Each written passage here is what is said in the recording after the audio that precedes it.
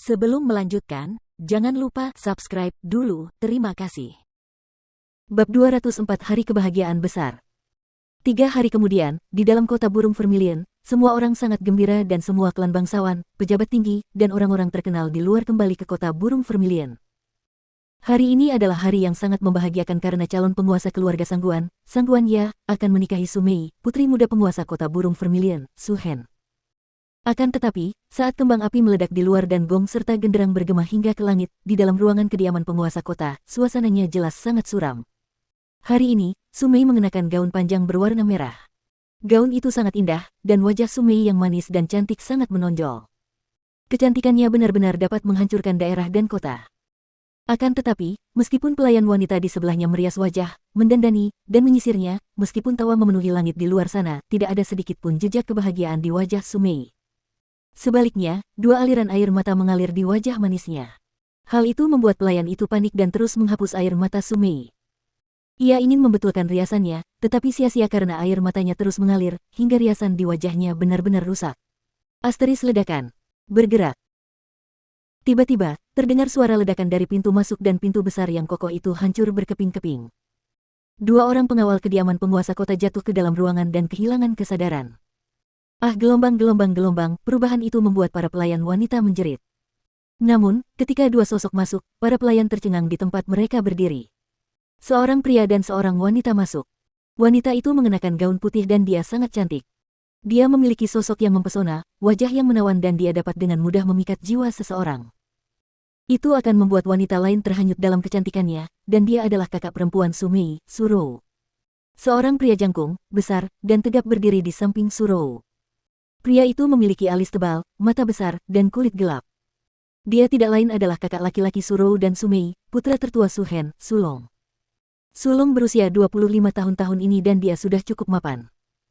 Dia memiliki kultivasi tingkat kedua dari alam mendalam dan sebagai putra tertua dari keluarga Su, dia biasanya berada di luar, membantu keluarga Su menjalin hubungan. Jadi dia jarang kembali ke kota burung Vermilion. Akan tetapi, saat Su Long mendapat kabar bahwa adik perempuannya sendiri akan dinikahkan dengan Sangguan Ya, bahkan merupakan pernikahan paksa, ia pun bergegas kembali. Kakak, adik, kenapa kalian berdua ada di sini? Ketika melihat kedua orang itu, Su Mei sedikit panik dan segera menyeka air matanya. Adik kecil, ikut aku. Ayo pergi. Su Long menatap Su Mei yang berlinang air mata, dan tanpa berkata apa-apa lagi, ia meraih tangan kecil Su Mei dan berjalan keluar. Su Rou mengikutinya tanpa berkata apa-apa. Kakak, adik, apa yang kalian lakukan? Lepaskan aku. Su Mei berusaha sekuat tenaga untuk melawan tetapi dia tidak bisa berbuat apa-apa. Di hadapan kakak laki-lakinya, kultivasinya di alam roh sama sekali tidak ada apa-apanya. Kakak bodoh. Kau bahkan tidak menyukai Sangguan Ya, jadi bagaimana kau bisa menikah dengannya?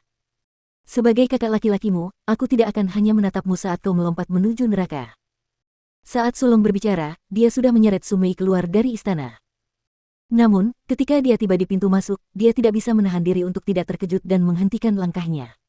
Puluhan orang muncul di depannya. Mereka semua adalah ahli puncak kota burung Vermilion, dan yang memimpin adalah penguasa kota-kota burung Vermilion, ayah dari 3 bersaudara, Su Hen. Apa yang sedang kau lakukan? Alis Su Hen yang seperti pedang terangkat ke dalam saat dia bertanya dengan dingin. Ayah, aku akan membawa Mei kecil pergi. Aku tidak akan membiarkan dia menikah dengan bajingan Sangguan Ya itu. Su Long berkata dengan keras. Asteris ledakan. Tepat setelah dia selesai berbicara, sebuah tamparan keras dan jelas mendarat di wajah Su Long. Kekuatan yang dahsyat itu menamparkan pria kekar yang berada di alam mendalam tingkat kedua itu hingga tersungkur ke tanah. Sebuah bekas telapak tangan berwarna merah darah muncul di wajahnya. Orang yang melakukan itu adalah ayahnya, Su Hen. Keluar dari sini.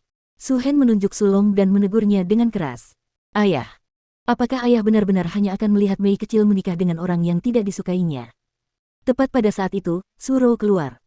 Dia berjalan di samping Su Mei, dan berkata sambil menunjuk wajahnya. Lihat baik-baik. Lihat air mata di wajah putrimu. Tidak bisakah kau melihat keengganannya? Tidak bisakah kau melihat kepahitannya? Anda, sebagai seorang ayah, benar-benar ingin secara pribadi memutus kebahagiaan putri Anda, dan membiarkan dia mencuci wajahnya dengan air mata di masa depan. Nada bicara Su Rou sangat tajam dan semua orang yang ada di sana merasakan kesedihan. Bahkan mata Su Hen berbinar dan dia tidak bisa berkata apa-apa saat itu. Setelah beberapa saat, dia melambaikan tangannya ke arah kerumunan di belakangnya.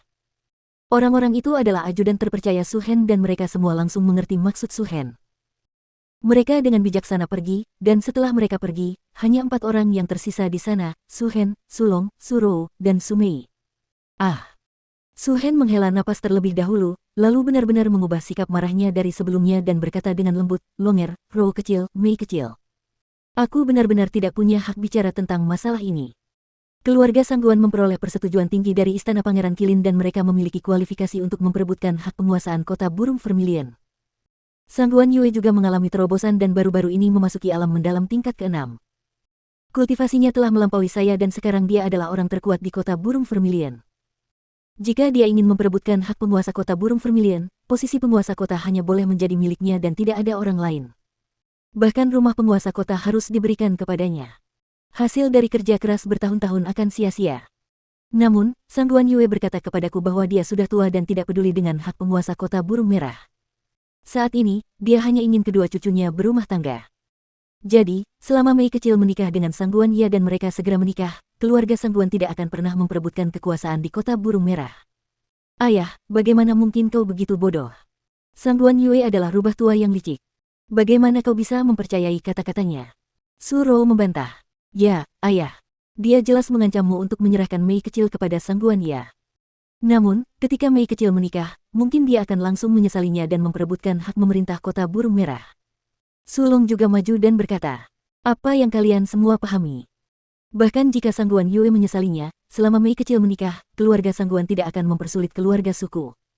Selama keluarga suku memiliki fondasi tertentu, akan ada tanggal revolusi. Cepat atau lambat, aku akan memasuki alam mendalam tingkat ke-6. Pada saat itu, aku dapat merebut kembali segalanya. Wajah Su Hen menjadi serius. Ayah, apakah ayah mengatakan bahwa apa yang disebut fondasi keluarga Su bahkan lebih penting daripada kebahagiaan Mei kecil? Untuk melindungi fondasi keluarga, ayah bersedia menyerahkan Mei kecil sebagai alat tawar-menawar. Ayah secara pribadi menggali kuburan untuk kebahagiaan putri ayah sendiri. Bahkan mata Su Rou menjadi berkaca-kaca. Benar sekali. Bagiku, fondasi keluarga Su lebih penting. Su Hen menjawab. Karena sudah begini, tidak perlu bicara lagi. Hari ini, aku akan membawa Mei kecil pergi. Su Rou meraih Su Mei, melompat, menunjukkan teknik tubuh yang mendalam, dan melarikan diri jauh. Ayah, demi kebahagiaan Mei kecil, aku harus menyinggungnya. Pada saat yang sama, Su Long juga menunjukkan keterampilan bela diri yang kuat dan menyerang ayahnya sendiri. Dia ingin mengulur waktu agar Su Rou dan Su Mei dapat menutupi pelarian mereka.